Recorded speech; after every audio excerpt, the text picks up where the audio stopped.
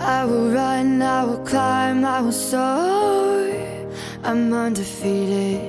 Oh. अनाथ बेटा। रूपा और शेखर सरिता विहार में रहते हैं। वो अपनी जिंदगी में बेहद खुश होते हैं। दोनों का शौर्य नाम का एक बेटा भी होता है, जिस पर दोनों ही अपनी जान छिड़कते हैं। शेखर, अब तो आप शौर्य को अपनी गोद से नीचे उतार दीजिए, उसके सोने का टाइम हो रहा है।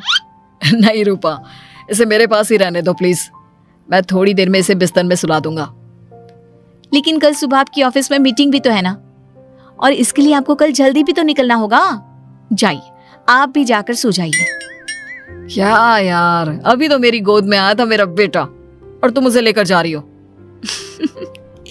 बाद में कर लेना अपने बेटे से प्यार, अभी जाकर सो जाइए। रूपा शेखर से शौर्य को ले रही होती है कि तभी शौर्य रोने लगता है। शौर्य को रोता देखकर रूपा उसे फिर से शेखर को थमा देती है। आपका बेटा ना एक नंबर का नौटंकी है, बिल्कुल आप पर गया है वो। साफ बोलो ना, तुम्हें जलन होती है हम दोनों बाप बेटे का प्यार देखकर। पहले बड़ा तो होने दो तुम शौर्य को, फिर देखना वो सबसे ज्यादा मुझे ही प्यार करेगा। देखते हैं। ऐसे ही दिन बीतते चले जाते हैं और एक दिन कैंसर की बीमारी के चलते रूपा की मौत हो जाती है। अब शौर्य 3 साल का हो चुका होता है, जिसके कारण उसकी दादी शेखर पर दूसरी शादी का दबाव बनाने लगती है। शेखर, शौर्य अभी बहुत छोटा है और उसे इस समय एक माँ के प्यार की बहुत जरूरत है। माँ, मुझे दूसरी शादी नहीं करनी। क्या पता जो दूसरी औरत आएगी वो मेरे बेटे को एक माँ का प्यार दे या ना दे। तो रूपा की छोटी बहन वैशाली से ही शादी क्यों नहीं कर लेता? वो तो शौर्य को एक माँ का प्यार पूरा दे सकती है ना।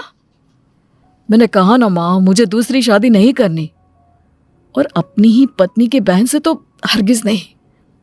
ऊपर से अगर रूपा देख रही होगी तो वो क्या सोचेगी? अपने लिए ना सही, लेकिन तुझे शौर्य के लिए तो शादी करनी ही पड़ेगी ना बेटा। शेखर कुछ कहता उससे पहले ही अंजुमन उसे रूपा की कसम दे देती है, जिसके आगे मजबूर होकर शेखर शादी के लिए हामी भर देता है। देखो वैशाली, मैंने तुमसे शादी सिर्फ अपने बच्चे के लिए की है। मैं चाहता हूं कि तुम उसे एक माँ का भरपूर प्यार दो। शौर्य, आपके साथ साथ मेरा भी कुछ लगता है।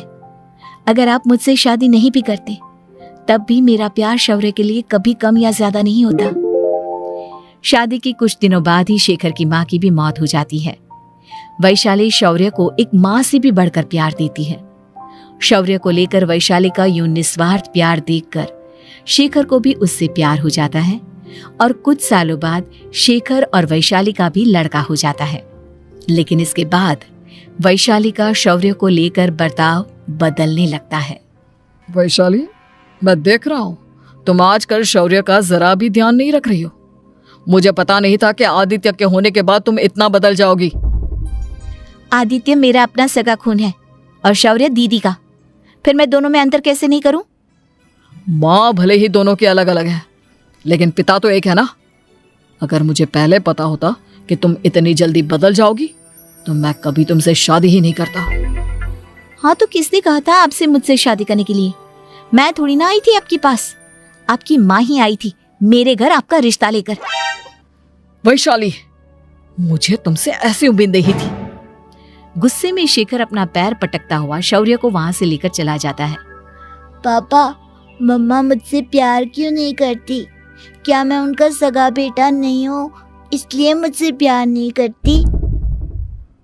मम्मा नहीं करती तो क्या हुआ बेटा, पापा तो करते हैं ना आपसे प्यार। कुछ दिनों के बाद, आज तुझे खाना पीना कुछ नहीं मिलेगा, चल चुपचाप से अपने रूम में जाकर सो जा। माँ, अब भाई को खाना क्यों नहीं दे रही हो? बेटा तू आराम से खाना खा, इस नालायक की चिंता मत कर। एक दिन खाना नहीं खाएगा तो मर नहीं जाएगा ये। अगर भैया नहीं खाएंगे तो मैं भी नहीं खाऊंगा। तू अपने भाई का भक्त क्यों बन रहा है? ये तेरा सौतेला भाई है, सगा नहीं जो तू लक्ष्मण बन रहा है।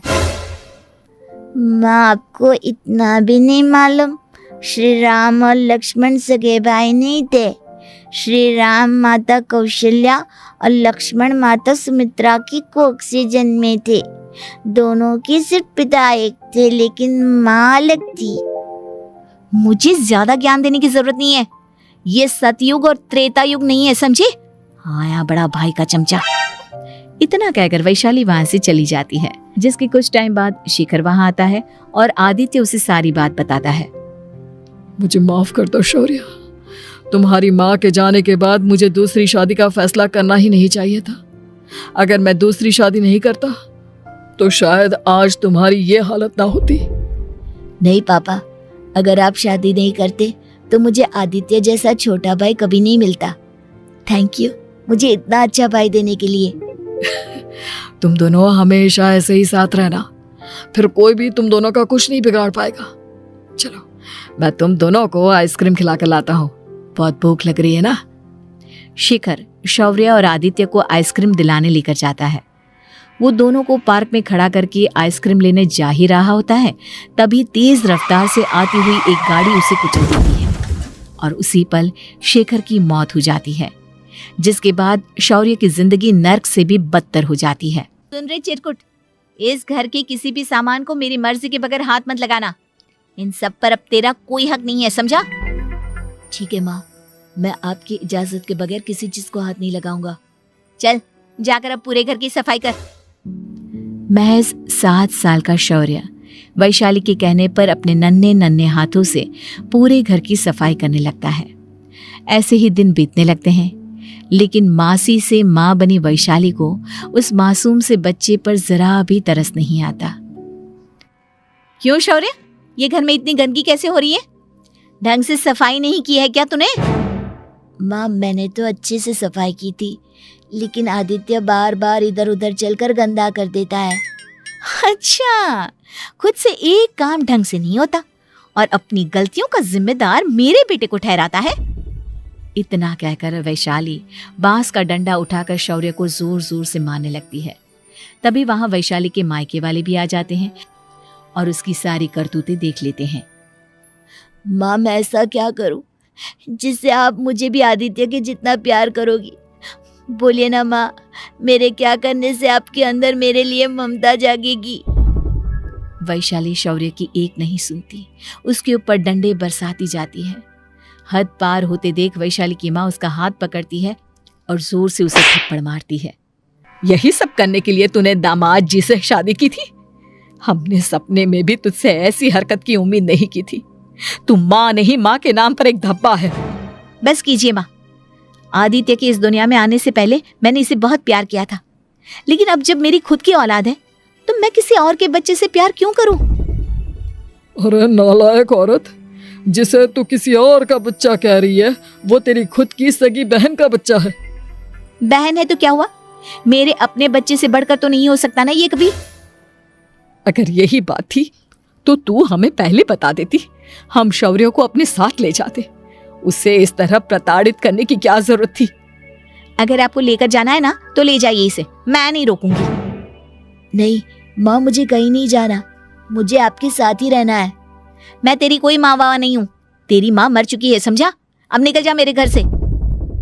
माँ आप बहुत गंदी हो, मुझे भी नहीं रहना आपके साथ, मैं भी भाई के साथ ही जाऊंगा।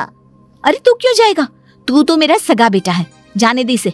हम यहाँ ऐश से रहेंगे, तुम्हारे पापा बहुत सारी जमीन जायदाद छोड़ गए हैं तुम्हारे लिए। नहीं माँ, मुझे भाई के साथ जाना है। आप अच्छी नहीं हो, आप बहुत बुरी हो, आप भाई को बहुत परेशान करती हो। देख वैशाली, तुझसे ज्यादा समझ तो इस मासूम बच्चे में है। ये तेरे बुरे कर्मों का ही नतीजा है जो आज तेरी सगी औलाद खुद से तुझे ठुकरा रही है। आदित्य, तुझे इस शौर्य ने भड़काया है ना मेरे खिलाफ? नहीं माँ, मुझे किसी ने भड़काया नहीं, पर मैं सब देखता हूँ, सब समझता हूँ। भाई बहुत अच्छा है, वो आपकी जैसा नहीं है। चलिए नानी। इतना कहकर वैशाली के मायके वाले आदित्य और शौर्य को अपने साथ ले जाते हैं और इस तरह वैशाली बड़े से घर में अकेली पड़ जाती है। 2 बेटों के होते हुए भी आज उसे माँ कहकर बुलाने वाला कोई नहीं होता।